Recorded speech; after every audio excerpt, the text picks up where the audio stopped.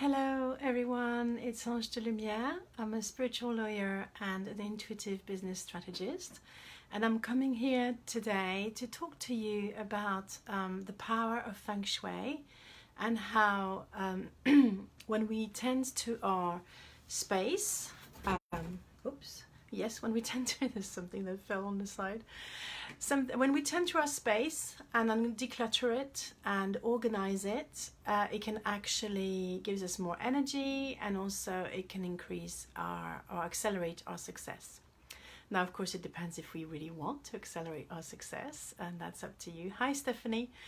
But I'm going to talk to you about this subject because I'm quite passionate about it. I knew nothing about Feng Shui until the year 2000. Yeah. Back then I was a corporate lawyer and happy to be one. I lived in Paris in a flat, and I actually had moved only about a year before to that flat when things started to go pear-shaped. And this is the story I want to tell you, because I had no idea at that point how the shape of a house or a flat could affect your entire life. And in my case it did. So, sorry, I need to clear my throat. So my flat back in Paris was L-shaped, and part of it was above an arch where people could walk underneath. It was like a pedestrian area. And of course I thought nothing of it, because the concept of Feng Shui is quite alien to Westerners, at least to French people. I'm not going to say everybody's like me. But first I'd like to introduce to you what exactly is Feng Shui. It's the art of balancing the flow of energy in your surroundings to create beneficial effects. Now, when people learn about Feng Shui, usually they get quite excited, but it's a very complicated art. And actually it has existed in one form or another in every culture, but I suppose the aspect that's most well known is the practice from the Chinese, especially in Hong Kong. And it can be complicated because there's many different schools of Feng Shui, and some of them, especially the compass school, is extremely complex, and it's like it governs even where your cooker should go in your kitchen, the orientation. It takes into account all the different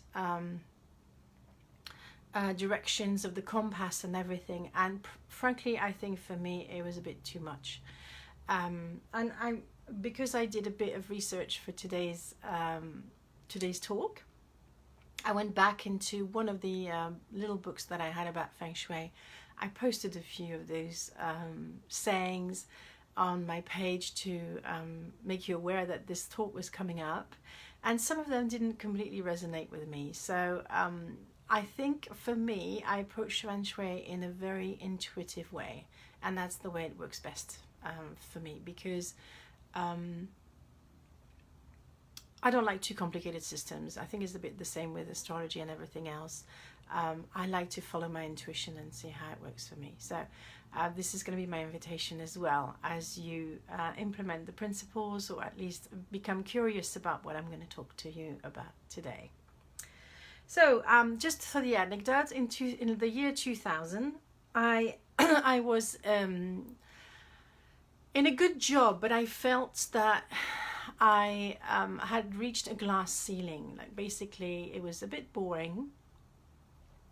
I didn't travel as much as I used to because I had two small children. I had a 1-year-old baby, and so they put me in a position that was good for me because it wasn't so stressful, but it was also not very stimulating, if that makes any sense. So I had felt I had reached a glass ceiling. My health was not good. I had throat infections every 2 weeks. I had to go to the doctors, and it's actually really funny that I have started to have a bit of a throat infection 2 days ago. So I'm wondering if I'm clearing the last of this energy from the past, which can happen. And then I was in a very suffocating marriage with my first husband that I have since left. So That's the good news. But back then it was extremely, I was extremely unhappy.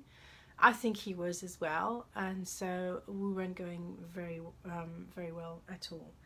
But I never connected any of this to the flat where we lived, where we had moved a couple of years back, and when things had started going downhill. Anyway, at that time I went to see a shiatsu's masseuse, and she helped me a lot with the stress of my day and my work, because I was working long hours and had 2 children, and it was taking its toll. And at one point she said, look, I'm training with this Feng Shui master. He was a Vietnamese man. I think that would benefit to you to invite him over to your house for him to have a quick look. So I said, why not? You know, at that time I'm really open-minded. I would try almost anything. I say almost because there's some things I just won't do it. And I think that's right for me. And so the man knocked on the door a couple of weeks later. And I didn't say a word when he walked around my flat.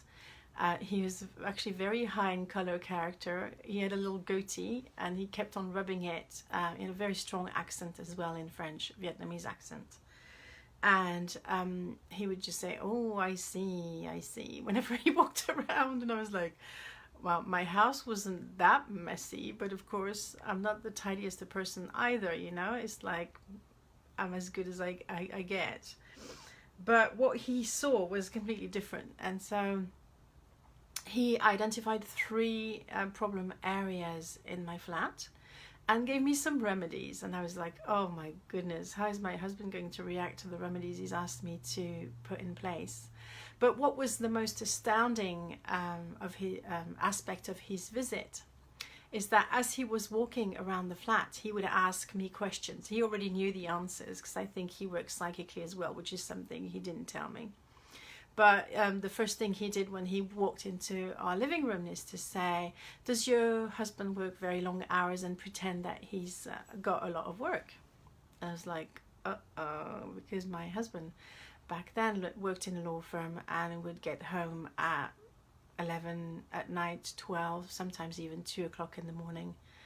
And it was definitely a bone of contention.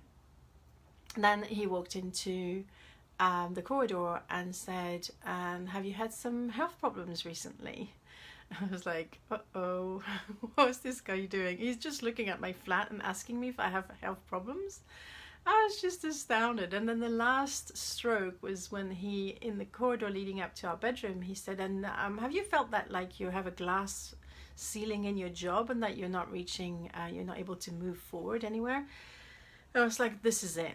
This is it. It's almost like I felt naked. But what was astounding is the remedies that he gave me to put in place. And one of them was to put, and this is still makes me laugh to today, it was to put a bowl of water above a cabinet in our living room with a fish in it. And he said it doesn't even have to be a live fish. So I actually had a little Murano glass fish that had actually a little bowl to make it float in a, and I don't have any idea how this thing came into my hands, but I had that. So I put it in a bowl of water, and he said make sure you change the water regularly. So I did that.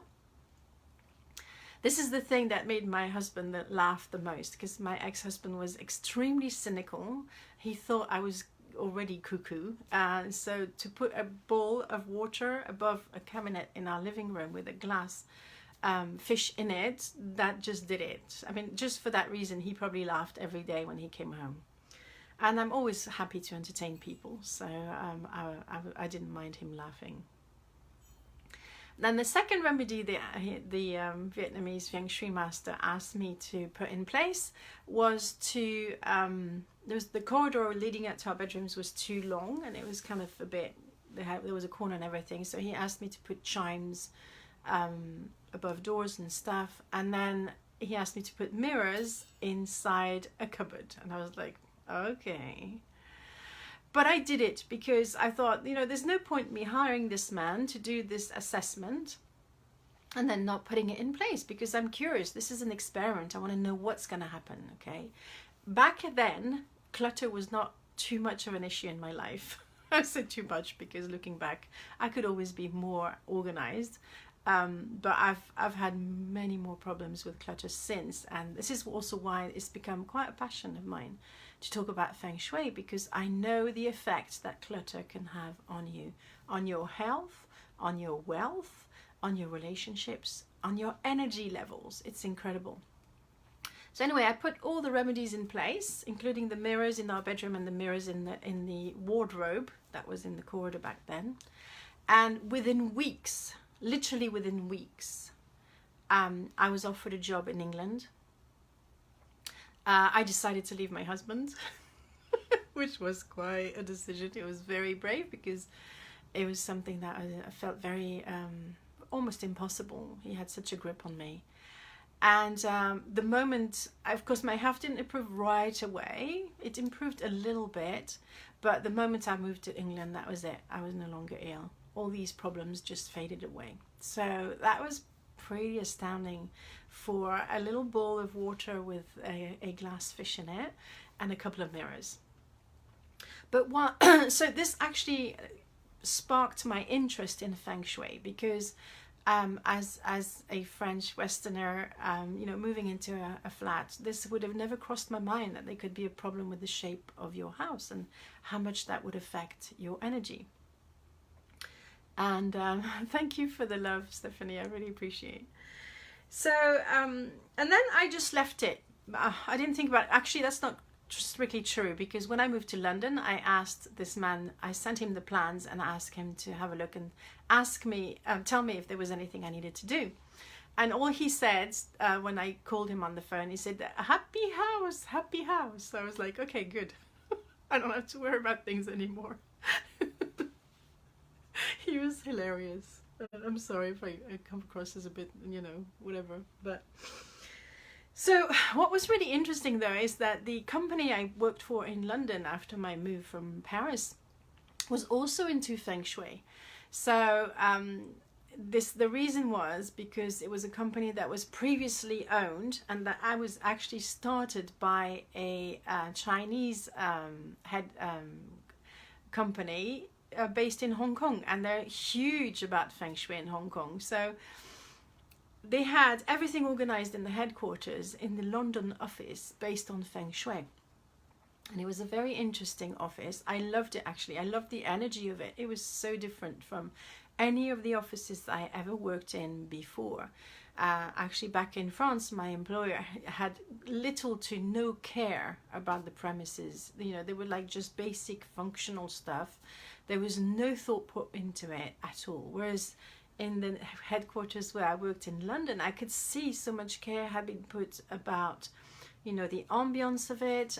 They had actually 2 porcelain elephants at the entrance, and I can't remember why the Chinese do that, but it was amusing in a way. But I think I had grown to honor and respect Feng Shui a bit more because of the experience that I had and how extraordinary the results I got from it. So for me, my exploration of different techniques and modalities is always based on experimenting with it and what results do I get.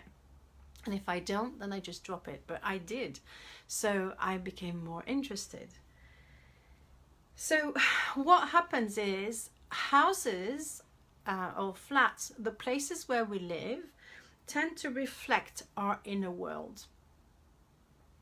So it is entirely possible that this flat, even though I didn't know it was going to do what it did to me and my husband and my life and everything else, was a reflection of the direction where I was heading, and then it magnified the problems that already exist until they came to a crunch. And I believe that the same thing happens. We subconsciously choose the houses where we live, but then after that as well, there's more that happens in it, and it starts to reflect ourselves. And that's why I talked a little bit about the fact that I have, after moving to England, it's actually after my next 2 moves, when I moved into the house I live in right now, at one point in my life, I felt completely out of control, and clutter started to manifest in my house in bigger and bigger amounts. But I could see that it was actually a reflection of the confusion that I had in my own head, if that makes any sense. If you have any questions as I talk about this topic, I'd be more than happy to answer them. I think it's a quite fascinating aspect. I remember having a client who I was struggling with being overweight, and when we talked about her house was literally full to the brim with stuff.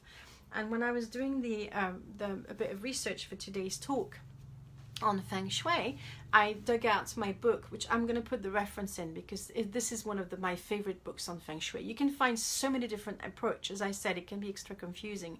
But one of the things I want to talk about is the fact that people try to apply Feng Shui techniques before they declutter their house. And that's a huge mistake. The very first step should be for us to get rid of the things that don't make us happy, or that are not high vibes. So this is what I'm going to talk about next. But before I dive into that, Karen reflects on the same thing. I was reading that over the weekend, that she had a client exactly the same who was severely overweight, and then when they looked into her house, she was a clutterer. She was a hoarder. Now that doesn't mean that every hoarder is overweight, but it can be related, if that makes any sense. So I'm still going to talk about the bagua very, very briefly, but I really want to focus today on decluttering because I think it's an amazing way to have more energy, to have more wealth, more health, and generally to feel more excited about life. I know that when my house was an utter mess, and it's still a bit messy, it's still a work in progress, but it's so much better. Whenever I walked into my house, I could literally feel my energy levels dropping. And that impacts us. We spend a lot of time in our homes. That can impact us tremendously, especially if we work from home. This is the reason why I was talking about it. I am talking about it on this program, is that I'm talking to business owners, entrepreneurs who might be working from home and who might not be aware of how much of an impact their home has on them. But I can also look into people's offices, because the same problem can arise in an office. If the energy of an office is not right for your business, then it can literally torpedo it. And it's not unknown for a business to move headquarters and then for the business to go downhill, and they're just wondering what's happened. It was successful before and now it isn't. And obviously I'm sure there's things that happen the other way around, although there would have been quite a bit of work to do on the business for it to suddenly flourish if they moved headquarters, because we tend to choose houses or headquarters that are a match to our vibration, if that makes any sense. So let's talk about the bagua. The bagua is like a grid that you use to apply to your own house or your offices to find out if you're missing some areas. So I'm going to show it very briefly here. There's 9 squares here. I know it's probably inverted in the version that you're looking at. And of course, people who are going to listen to this on my podcast are not going to be able to see the actual map. So what I'll do is I'll add it as a PDF that you can download. I don't know how I'm going to do that at this point, but I'm going to try it anyway. So the numbers that run from left to right and top to bottom go 1, 2, 3, 4, 5, 6, 7, 8, 9. So they go, it's a grid of 3 by 3, a square. And you apply this to the shape of your house. So for example, in the flats that I had in France, my relationship area was completely missing. So that was why the Feng Shui practitioner asked me to put mirrors in areas 3, 4, and I think areas 9, which I had. No, I didn't put it in the areas yet. It was in areas, so it's all inverted.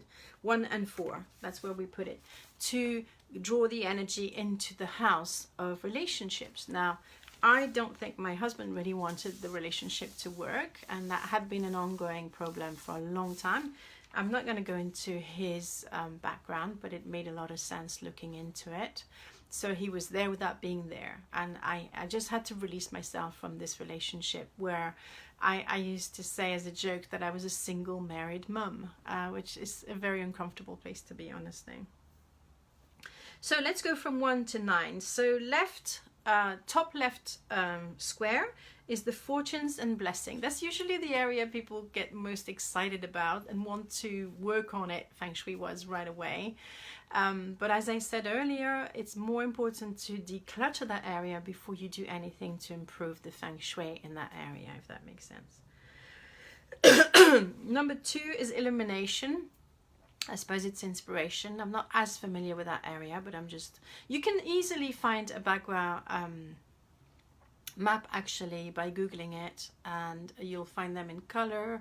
Some of them are square, some of them are octagonal, and you'll have all the different numbers in there. Number 3 is relationship. We already mentioned it. You have elders and family, health, creativity and kids, contemplation, career, and helpful friends and travels. It goes a lot more into detail, but it's quite interesting as well when you apply the grid to your house. So how do you do it? Usually you would place your front door at the bottom here. So for us, the entrance is almost in the middle. But for some people it might be left, some people it might be right.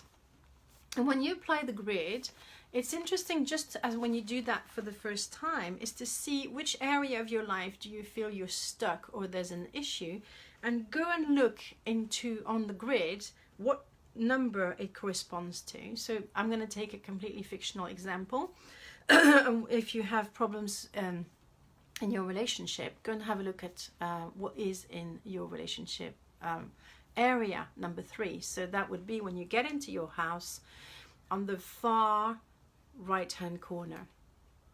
If you have several stories, you just work on the first level first, and then you can work on the second level. And what's really interesting as well is this grid can also be applied within a room. So if you found that your house was too much for you to tackle in one go and you wanted to just focus in one area, you can use that little grid and apply it to the room. So suppose you were going to work in your financial areas, prosperity, which everybody wants to work on usually. Then you would apply that here at the bottom. You would see where does the door that leads into that room, where is it placed? And then you would try and find the corner number 1 within that room and see what's in there. Okay? There are things that are particularly inauspicious in the fortune and blessings corner, like toilets. So I don't know how, I'm not like actually a professional Feng Shui practitioner, so I wouldn't be able to give you all the little tips and things but I can give you a really good general assessment, let's say. And if your toilet wasn't in an auspicious area, you'd probably always keep the lid closed, and you would keep the door closed as well, just to make sure that things don't go down the drain. That's the idea. So problems arise mostly when there's parts missing, or when you have the toilet in the wrong area, basically. Or if you have a front door that's facing directly in front of stairs. So the energy, because it's all based on energy and the fact that energy flows into your house and should flow freely and be balanced and everything. So if you had, for example, if you had a flat where you walk in and you have a little, a very narrow steps that lead up to your flat, and that constricts the energy, then that would be an issue, and that you need to make sure, for example, that these steps are completely decluttered and that the energy can come in quite freely, and there might be some remedies. I really encourage you to go and find a Feng Shui practitioner to do fine work like that. I would be more than happy to work with you on the general feel of your flat, because I can do space clearing, which is another area of Feng Shui, which is not about the remedies, but it's also already about moving the energy around, lifting things that need to be lifted, clearing. Clutter energy and stagnant energy tends to gather in the corners of every room. So when you do a space clearing, what you want to do first is you want to go in each corner and clap your hands in these corners. That can sound really odd, to break down that energy and allow it to move again. That can be really beneficial if you've decided to do something about the energy of your house and you need that bit of a push to get started. So go and clap hands in the different corners if you can reach the corners, and if you can't, try and do what you can to do. And then open the windows and make sweeping movements with your hands to let the energy out through the window. Fresh air is incredibly beneficial, but of course if the fresh air comes into an area that's completely clogged up, it's not actually going to have much of an impact. So you need to think of it as, you know, maybe a little bit like your bathtub. You know, you want to clean around, and once you let the energy, the water in, you want it to be as clean as possible. Do you have any questions at this point, or shall I just continue with what I'm talking about? The thing with clutter is that it can start with one thing. You know, you come home, you're tired, and you just plonk your bag in one corner, or you just chuck your mail on a table, and then you will start doing it automatically, and then other people in the house will add to it because it has almost like that sticky energy. So if you start a pile somewhere, it'll end up growing and growing and growing unless you do something about it. This is how clutter works. So it's quite important to become aware of these automatic, like when you work unconsciously, and everybody else then chips in. That's exactly what happened in my house, is that I had a couple of things that happened to me that were quite traumatic, which meant that I was ill and I wasn't able to keep on top of tidying the house and keeping it in order. And I had 3 kids, and I was recently married to someone else as well. And it seems like everybody was like piling on top of what I hadn't had the energy to tidy. It was almost fascinating to witness it, to see what was happening. And then once you get to a point where there's a lot of mess in your house, then it's almost like no one respects the space anymore. And that's when it can tip over into something almost destructive. I know at one point when I was still feeling ill, my best friend had to come and help me tidy my house. And it felt pretty horrible, but I was so grateful that she was there to help me. And she thought nothing of it. She was like, you know, I really need to help you with this because I can see that you're sinking into this thing. And after she came, I was able to get back a little bit on track. But it can be difficult because we also tend to buy too much. We tend to accumulate things in case we might need it someday. And so I'm going to give you a few tips on how to look at your stuff. Like, I want you to come into your house and look at it as if you were a Martian. Okay, and if it's your business, it's the same thing. Look at your business offices. Sometimes you accumulate all the equipment that you don't need anymore. Or you might have filing cabinets that are full of stuff that you don't need. Or you might have dying plants in the corners that nobody's tended for. Don't leave dying plants in your office. Just get them out. If you can't keep them alive, then don't have them. But obviously, it's good to have them. But it's, again, Feng Shui is interesting because I never thought about the shape of plants before. But they discourage having spiky plants because they actually break the energy and make it... So there's also some care that needs to be put into which plants you put in your space and all that sort of thing. I find that interesting. I've never had cactuses in my life, but for those of you who have cactuses, just think about the consequences. Look at them with a different eye. Okay, what can be cleared with space clearing? I would say negative patterns, either around eating habits, around even in your relationships. It can have an effect on how you interact with your significant other or with your children. It can remove blocks. As you saw with my example, for me, it helped with my relationship, by getting rid of it, but you know, it was a good thing. It helped with my job, and it helped with my health. So immediately I had the results, even though I had no idea how much of an impact my house had on me. Once I started to become aware, thanks to this man and his work, which I'm so incredibly grateful for, everything changed for me. Everything changed. And I was actually able to move abroad with a fantastic job. One of the best apartments I've ever had. That apartment I had in London was like a dream. It was a dream. And I was very happy in my relationship to myself. So even though I was single then, I was very content being single. For me, it was the best thing ever that happened to me in years, because I didn't have to constantly, you know, tend to my husband's needs and wondering, you know, if he was going to be happy with what I did, or asking permission, or whatever it is that you do when you're in a long-term relationship, when you start to compromise who you are, what you do, and everything else. So it was good. It was very good. So now let's look at, so what I encourage you to do is to look at your clutter first before you hire that Feng Shui practitioner, okay? Because you need to do the job. You can't ask someone else to do it. You can ask friends to come and help, or your parents, or whatever, whoever wants to help you. But ultimately, you're going to have to look at it yourself. Stephanie asked, any tips for partners? My tip for partners, and that's regarding Feng Shui and everything else, is that do the work yourself. You cannot change your partners, but you will be amazed at how much can be changed if you change.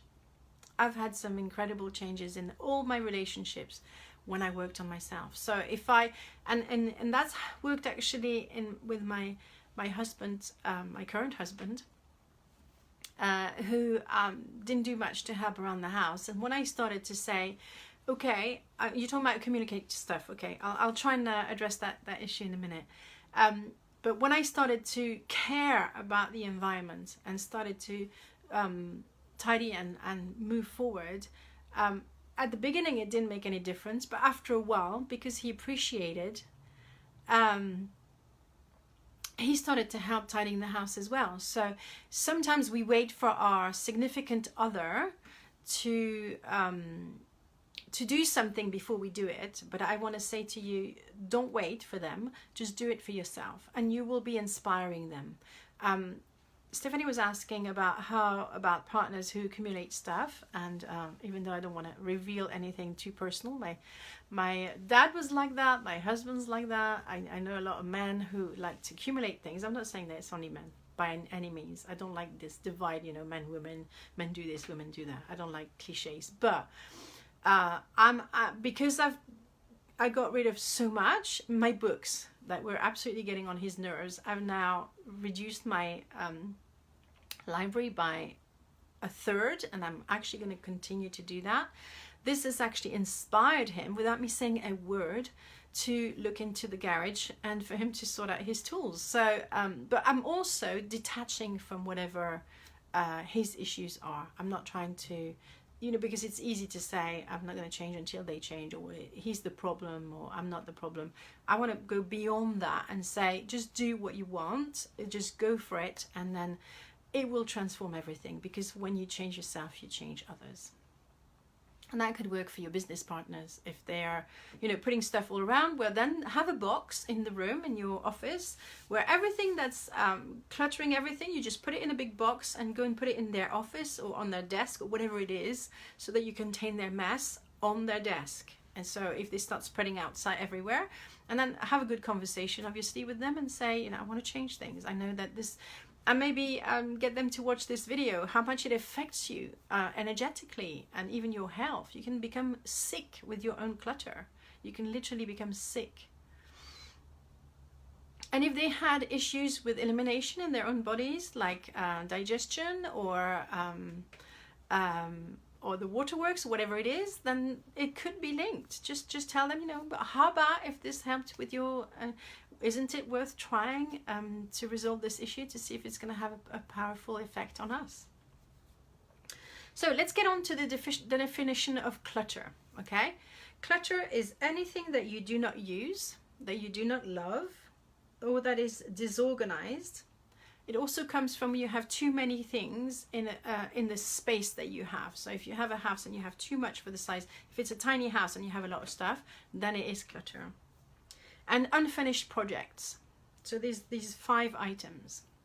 I'm going to talk a little bit about what you love, because there's one aspect that I find particularly difficult with clutter, is that the gifts that people give you, that you like the person, you love the person obviously, but they give you a gift that you don't like at all.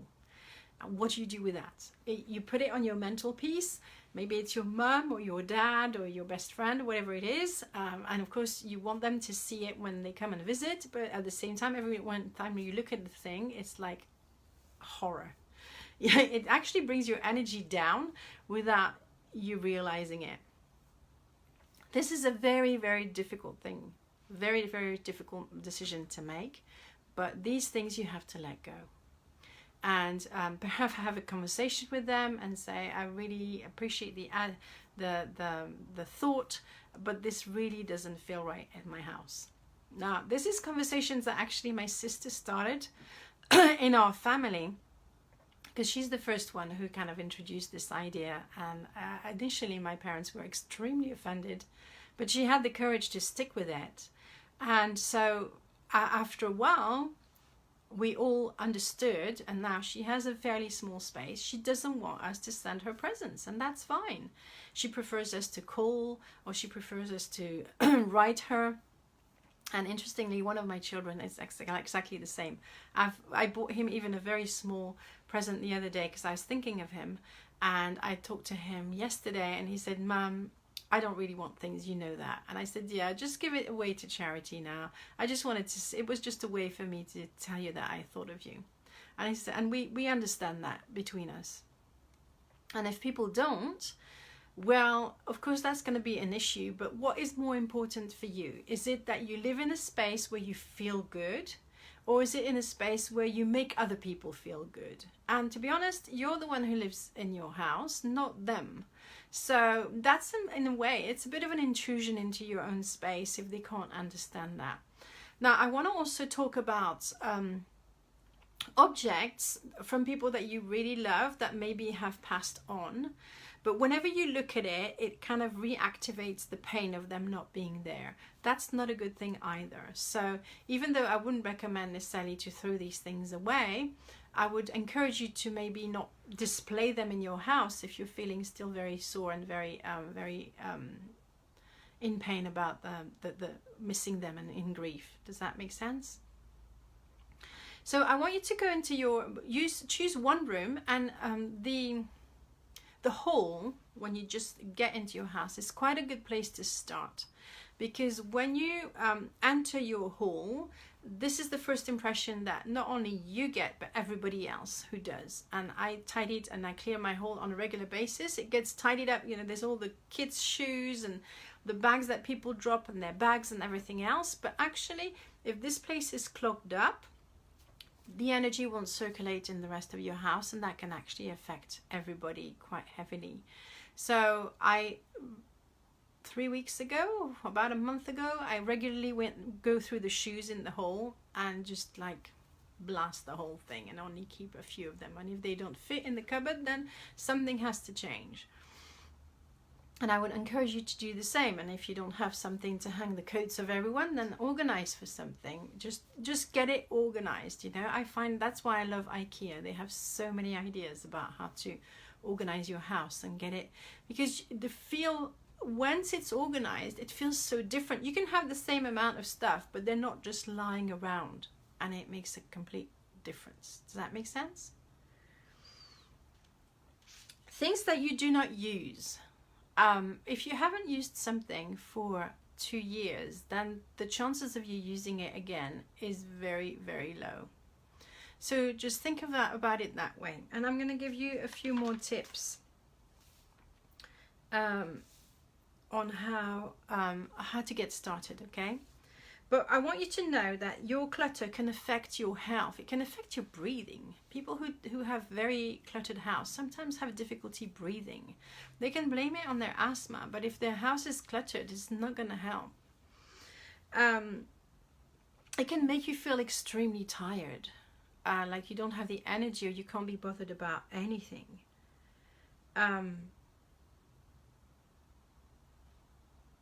So I want to say this, before you reach out for vitamins, before you go out to your doctor, and I'm not saying not to go and see doctors by any means, but look at your house and the effect it has on you, because your house has an energy. And if the energy is dormant, if it's cluttered, if it's stuck, then it's going to affect you as well.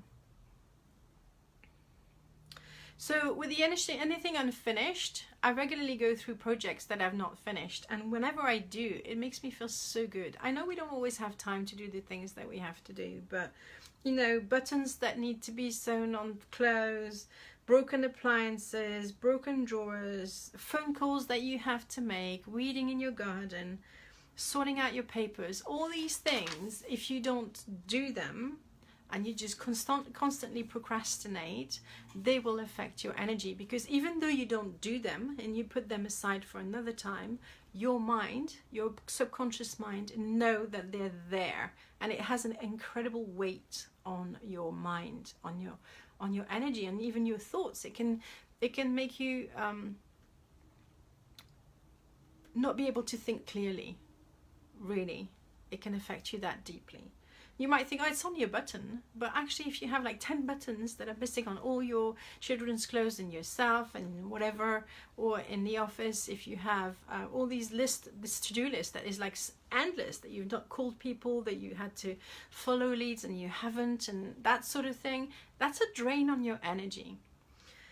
Now, when you get to the point where that is a long list and you don't know where to start, I want you to the very first thing is be okay with where you are. Don't beat yourself about how you got there, and you know how bad it is, because that's not going to help. Okay, so forgive yourself. Whatever's happened, you're now decided to deal with the situation, and that is amazing. So then focus on only one area at a time. So I suggested the hall to get into your house, because we're talking about houses today, but if it's your office, maybe it could be the hall, maybe it could be the office itself, but just choose one area. So maybe one corner, maybe even one drawer. Imagine you have this drawer with all your supplies, and it's full of pens that don't work, of staplers that are broken, that you thought, oh my, you buy another one, but you keep the other one in case you need another one, but it doesn't work. Like, just chuck it. And if you can repair it, if you can't repair it, chuck it. So there's like a 4-box solution. Okay, I have 4 boxes here for you that we're going to go through. So only one area, even one drawer, even one corner of your desk you start with. Something really small that won't feel threatening, because as with anything that is huge, if you look at the whole of it, then you're never going to start. And it's the same for big projects. It's the same when you write a book. I often encourage people to write books. If they think of the whole book and the publishing and everything else and the promoting, they'll never get started. And we're like, oh my God, this is too much. So if you break it in little chunks, there's this French man called Michel Lolito, who really well, he's dead now, but he used to eat planes and cars, and the way he did it is by breaking things into really tiny pieces. I would still never eat a car myself, but this is the idea, that when there's something, how do you eat the elephant? I'm vegetarian, so I wouldn't, but it's on one bite at a time. So do the same thing with your clutter. It's better to do 10 minutes every day than 2 days every 6 months, because in 10 minutes every day, first, it's not going to feel as daunting. It's going to be a lot more efficient, because clutter does live and create more if you're not on top of it constantly. What's going to happen if you do it only like when you get really mad about it and then you spend 3 hours, is that you exhaust yourself, and then it's going to recreate itself, and then you'll feel discouraged. Whereas if you do it a little bit every day, the changes is likely to be more lasting. Right, so let's look at the 4 boxes, okay? First box, so you get some of these plastic storage boxes. First box you put is to give away, either to donate or to sell. But I'm going to talk about the selling point here, because sometimes that's something that blocks people. The second box is to keep, definitely, but then you'll have to find it at home. You can't just keep things and it's in the box. You have to find it at home. And if you can't find a home for it, then you're going to have to do the whole box system again. Third box is things that need fixing. And the 4th box is not sure. Okay? So these are your 4 boxes that you approach your area in your home, and you want to make decisions really quickly. So you go through one thing. Is it to give, to keep, to fix, or not sure? And you go until your 4 boxes are full. Okay, so when the not sure box gets completely full, you need to go through it again, and you need to see, is it to give, to keep, or to fix? What you will find though is the more you do this process of sorting through your things, the easier it will become, because you will be, it's this like an energy, this virtuous circle that you're creating, where you're encouraging yourself to let go of things. And how you decide is like, how long has it been broken? If I haven't fixed it up to now, am I likely to fix it in the next day? Give yourself a deadline. If I haven't fixed it, or if the person hasn't fixed it, if it's someone else's in your house, then you're going to chuck it. Sometimes you have to be a little bit forceful like that. Or at least have the difficult conversation. Because very often, something's broken, we still keep the broken stuff, and then we buy a new one.